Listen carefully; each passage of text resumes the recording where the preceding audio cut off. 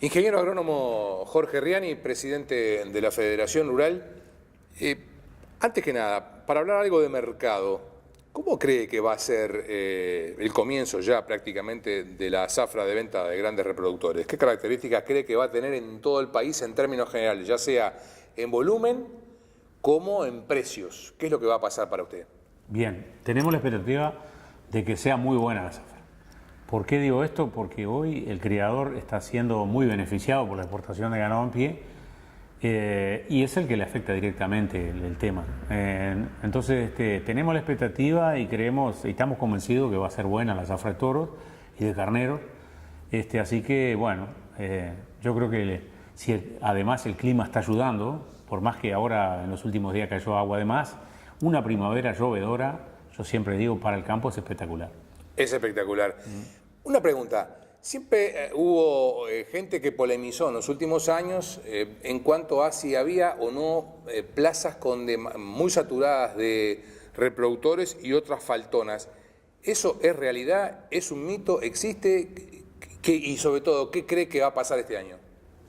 Bueno, es variable. Usted habla de plazas de diferentes regiones. De zonas del interior donde de pronto la oferta supera la demanda y en otros lugares donde es al revés. Bueno, sí, pero hoy digo, está todo tan intercomunicado y los remates de pantalla y funciona de otra manera. Hoy usted está haciendo un remate de toros en Artigas y le está comprando una persona en Maldonado porque lo ve en la televisión.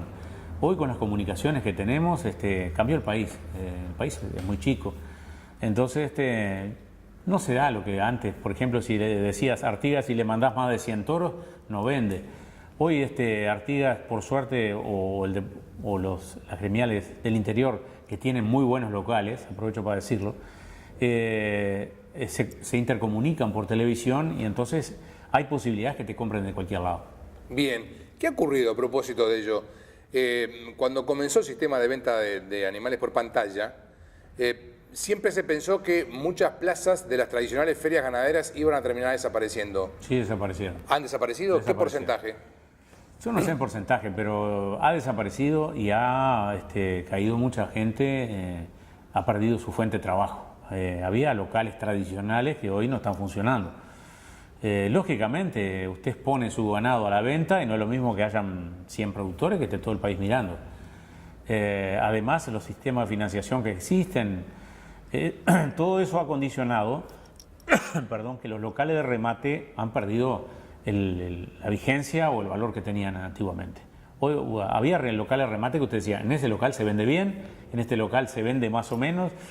Los locales que se venden bien siguen funcionando, pero en definitiva mucha gente quedó sin trabajo. Sí. ¿Mucha gente en Artigas, por ejemplo? Sí, en Artigas mucha gente, había infinidad de locales que hoy no funcionan por causa de la pantalla. Pero bueno, tenemos que acostumbrarnos, es el mundo nuevo que se nos vino y se nos viene. Así que no podemos estar en contra de eso, por supuesto. Ingeniero Riani, lo están mirando seguramente muchos productores a través de esta posibilidad en marca de campo. Me gustaría que le comentara realmente qué impresión tiene el sector agropecuario en términos generales, el criador, el invernador, el que embarca ganado. ¿Es competitivo o no es competitivo? ¿Qué es lo que está pasando? Bueno, hoy el problema fundamental que tenemos los productores uruguayos, y no los productores, los empresarios uruguayos, el que tiene un kiosco en la plaza o usted que me está mirando que es empresario de cualquier tienda. Tenemos un país caro. ¿Qué significa eso? Tenemos servicios caros, energía eléctrica más cara de la región, combustibles. Yo el otro día en la FARM charlaba con los representantes de los países que nos visitaron. La FARM es la Federación de Agricultores de la zona. Exactamente, la FARM son las Federación de Agremiaciones Rurales de Mercosur. Bolivia tiene a 57 centavos de dólar el gasoil, Paraguay tiene a 85 centavos, nosotros estamos a 1,30. Entonces digo, en este mundo globalizado, que antes era diferente, pero hoy usted está compitiendo no solo con los países vecinos, sino con todo el mundo. Tener un país caro y de malos servicios y además con problemas de infraestructura que también encarecen los costos, hacen que la cuenta no nos cierre. Eso es cuando nosotros hablamos de competitividad. ¿Se puede arreglar eso? Se puede arreglar eso. ¿Cómo se arregla? Y bueno, tenemos una moneda apreciada, el peso está apreciado, tenemos una desvalorización del dólar del 20 o 25%, no les gusta que le digamos atraso cambiario, vamos a llamarlo apreciación de la moneda uruguaya, que nos afecta. O sea, nosotros los uruguayos no tenemos consumo, tenemos que ser netamente exportadores de productos. Para eso, ¿qué precisamos? Tener una moneda competitiva. Si usted tiene una moneda cara y tiene un país caro, es muy difícil que le cierren las cuentas a la gente que está produciendo. Uruguay produce 7, 8 veces más alimento del que necesita, entonces y además tenemos el enorme potencial de producir muchísimo más de lo que producimos. Riani, la persona que lo está mirando seguramente en algún tramo pretende un poco más de claridad, porque capaz que hay alguien que no es de campo. Cuando decimos que no es competitivo, ¿lo puede ejemplificar? Usted explicó realmente la situación de lo que ocurre con el combustible desfasado y con la moneda. Pero directamente, ¿cómo afecta eso al bolsillo del productor? Para que el que lo está mirando lo tenga realmente claro. Bueno, usted, por ejemplo, es arrocero, ¿no? Gasta 300, 400 litros de gasoil por hectárea. Imagínese 400 multiplicado por 1,30 y multiplique 400 por 0,57 por hectárea. Todo eso define las cuentas de su producción. En el caso de la ganadería es menos visualizable que en la agricultura, pero el costo es importantísimo porque además tenemos una cantidad de impuestos fijos que nos afectan y entonces terminan afectando las cuentas de lo que es cualquier empresa. Y vuelvo a repetir, no es solo la empresa agropecuaria que se afecta, sino la empresa que usted tiene un kiosco en la Plaza Independencia o en cualquier lugar. Por supuesto, nosotros tenemos entes que son realmente entes recaudadores para el Estado. En realidad, las empresas públicas fueron creadas para dar un buen servicio a la gente y sobre todo el costo el mínimo posible. Por eso no se abre la competencia al exterior. Si usted abre la competencia, de repente entran empresas que le dan mejor servicio y a mejor costo. Chile es el ejemplo que Uruguay debería seguir. En Chile no existen empresas del Estado. Lo que sí existen son empresas controladoras que controlan a las empresas públicas. Entonces, se llama a licitación para cumplir con los servicios y en ese caso las empresas dan el mejor costo y el mejor servicio, controladas por supuesto tanto el servicio como el costo por entes del Estado. Ingeniero, los otros días nos comentaba un consultor en materia energética que las cuentas, en particular de UTE, dan muy bien, es decir, el primer semestre de este mismo año 2017, y está en el propio portal de UTE las cifras de la misma, la rentabilidad positiva que arrojaron los números le da un 39% de saldo. Sin embargo, eso por decisiones gubernamentales no se traduce en una rebaja de la tarifa. ¿Cuál es su comentario? Bueno, por lo que le decía anteriormente, son entes recaudadores del Estado. Entes recaudadores del Estado. O sea, en definitiva, las empresas públicas tendrían que tener su costo de funcionamiento que debería ser el más bajo posible y el mejor servicio.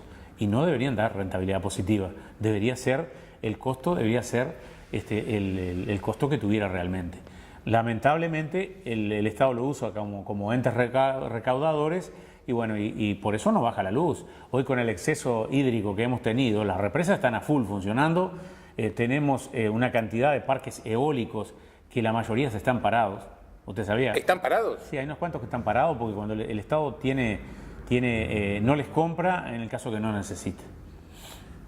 En definitiva, si UTE no les compra energía, muchos de ellos desaparecen. No recaudan. Entonces, tienen una enorme preocupación. Digo, yo no soy el idóneo en eso, pero usted averigüe.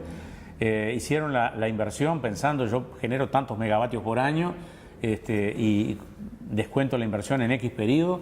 Lamentablemente hoy no se está dando porque UTE cuando no precisa la luz no se las compra. Bien. No tienen una cuenta corriente, vamos a llamarla así, ¿no?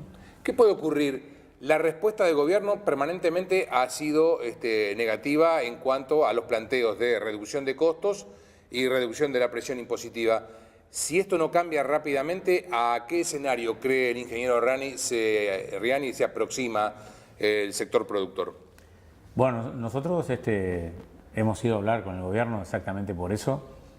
Pasamos por un periodo de bonanza muy importante, el agro pasó hace unos años por un periodo de bonanza muy importante, el país, porque el precio de las commodities, o sea, el precio de los productos que Uruguay vende, tenían un precio internacional muy alto. Sí. Eso generó además de la expectativa, generó muchos ingresos para el Uruguay. Lamentablemente esos ingresos no se tradujeron en reinversiones de infraestructura, sobre todo. No se aprovechó el momento para hacer la infraestructura que se debió hacer y se malgastó.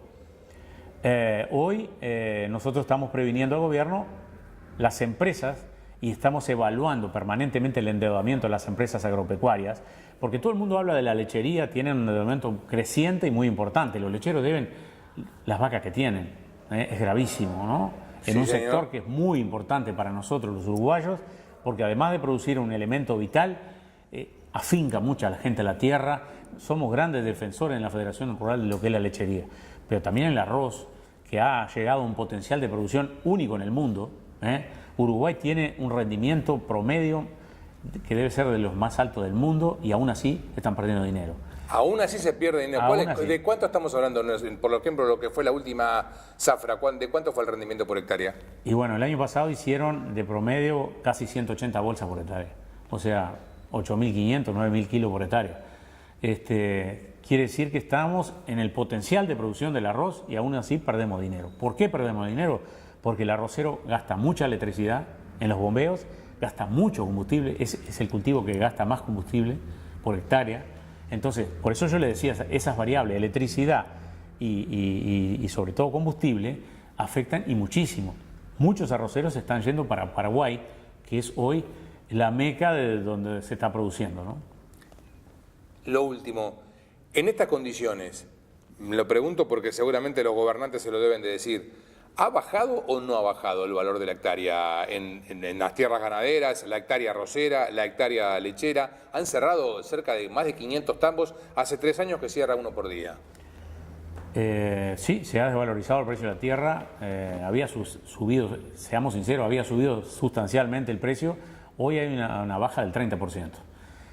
Yo no le terminé el comentario. El endeudamiento que se está produciendo en el sector agropecuario es muy importante, sobre todo la evolución. Nosotros medimos evolución, que es lo más importante, porque a veces hablar de números fríos no traduce la realidad. ¿De qué estamos hablando cuando hablamos de endeudamiento? 2009, el Uruguay ganadero debía 140 millones de dólares.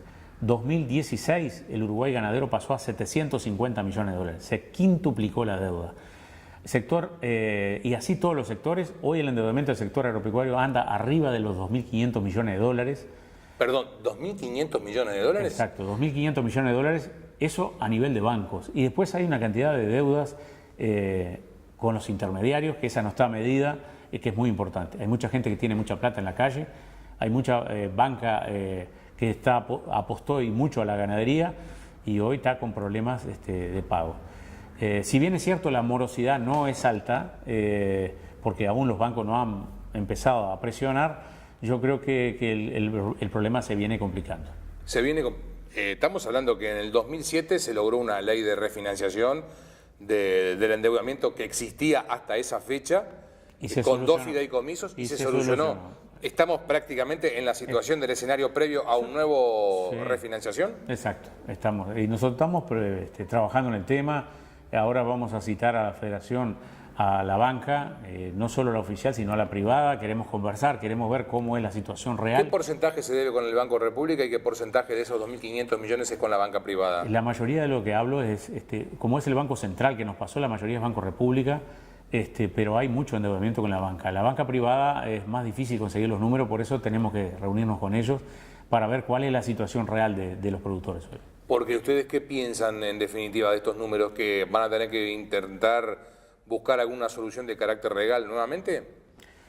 Yo creo que legal no, yo creo que nosotros lo que tenemos que convencer a la banca que la ganadería y la agricultura son periodos cíclicos donde hay un aumento de precios determinado y después hay una baja.